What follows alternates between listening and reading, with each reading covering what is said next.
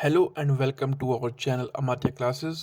इस सीरीज़ में हम पॉलिटी स्पेशली इंडियन पॉलिटी के सभी एस्पेक्ट्स को कवर करने जा रहे हैं।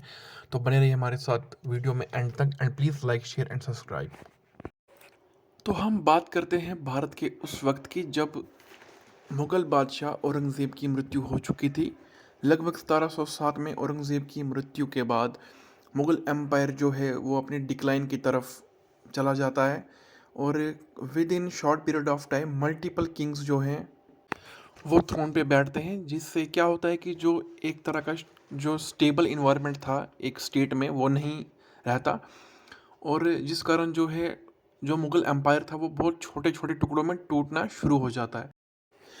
इसी अनस्टेबल फेज के दौरान मुग़ल एम्पायर आलमगीर टू, जिन्हें कि अजीज़ुद्दीन के नाम से भी जाना जाता है, वह दिल्ली के थ्रोन पर बैठते हैं।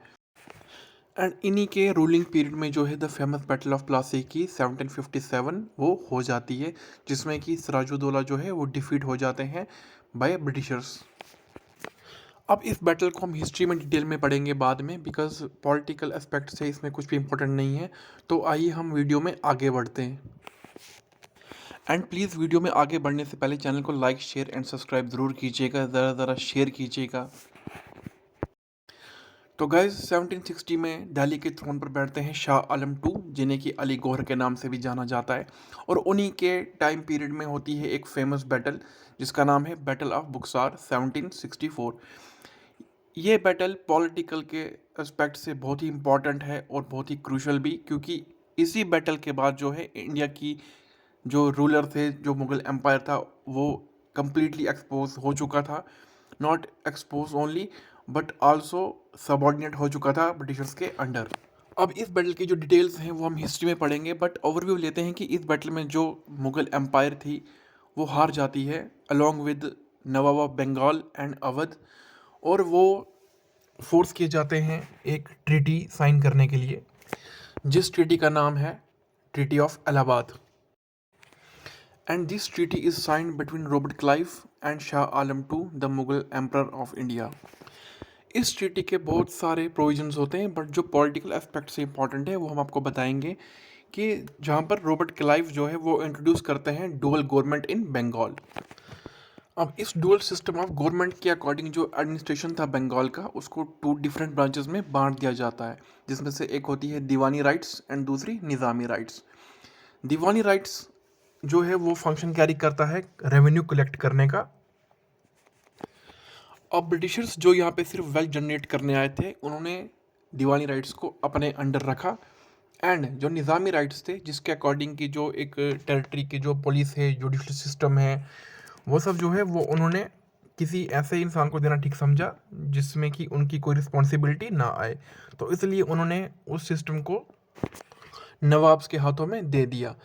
अब इसका फ़ायदा ये हुआ कि जो भी रेवेन्यू कलेक्ट करना था वो ब्रिटिशर्स खुद कर रहे थे, और जो भी एडमिनिस्ट्रेशन सिस्टम जो संभालना है, पुलिस वगैरह, सिक्योरिटी, तो वो जो है वो नवाब्स करेंगे। अब जब ये डुअल सिस्टम ऑफ गवर्नमेंट जो था बंगाल में इम्प्लीमेंट हुआ, तो इसके काफ़ी सारे कॉन्सिक्वेंसेस देखने को मिले। जैसे कि जो रेवेन्यू था वो ईस्ट इंडिया कंपनी के ऑफिशियल्स ले जाते थे बहुत ज़्यादा, एंड बहुत कम जो था वो रह जाता था नवाब्स के पास लॉ एंड ऑर्डर को मेंटेन करने के लिए। जैसे कि हम जानते हैं कि बंगाल एक बहुत ही रिच एंड बड़ी स्टेट थी, तो अब लॉ एंड ऑर्डर को मेंटेन करने के लिए भी उतनी ही ज़्यादा रिसोर्सेज की ज़रूरत थी, जो कि उनके पास नहीं थे। अब बंगाल की कंडीशन के साथ साथ जो ईस्ट इंडिया कंपनी थी उसकी भी हालत ख़राब हो रही थी, क्योंकि जो उसके ऑफिशियल्स थे वो प्राइवेट ट्रेड में एक्टिव थे, अपनी वेल्थ जनरेट करने में एक्टिव थे, जिस कारण जो ईस्ट इंडिया कंपनी है वो हैवी लॉसेस में जा रही थी। ये कहा जाता है कि उस टाइम पे east India company approximately 6 million Euros जो है लॉस में चल रही थी, अकॉर्डिंग टू सोर्सेज। अब जो ब्रिटिश पार्लियामेंट था वहाँ पे भी जो कुछ मेंबर्स थे पार्लियामेंट के, वो भी शेयर होल्डर्स थे ईस्ट इंडिया कंपनी में, और उन्हें डर था कि कहीं ना कहीं कि अगर ईस्ट इंडिया कंपनी अगर बैंकक्रप्ट हो जाती है तो उनको भी काफ़ी ज़्यादा नुकसान उठाना पड़ेगा। अब इन्हीं कंडीशन से डील करने के लिए ब्रिटिश पार्लियामेंट में एक एक्ट लाया जाता है लॉर्ड नॉर्थ के द्वारा, जो कि उस टाइम ब्रिटेन के प्राइम मिनिस्टर होते हैं, और इस एक्ट का नाम होता है रेगुलेटिंग एक्ट ऑफ 1773। और इसी एक्ट के साथ शुरू होता है इंडियन पॉलिटिकल सिस्टम का एवोल्यूशन। तो इस एक्ट को हम कवर करेंगे अपनी नेक्स्ट वीडियो में।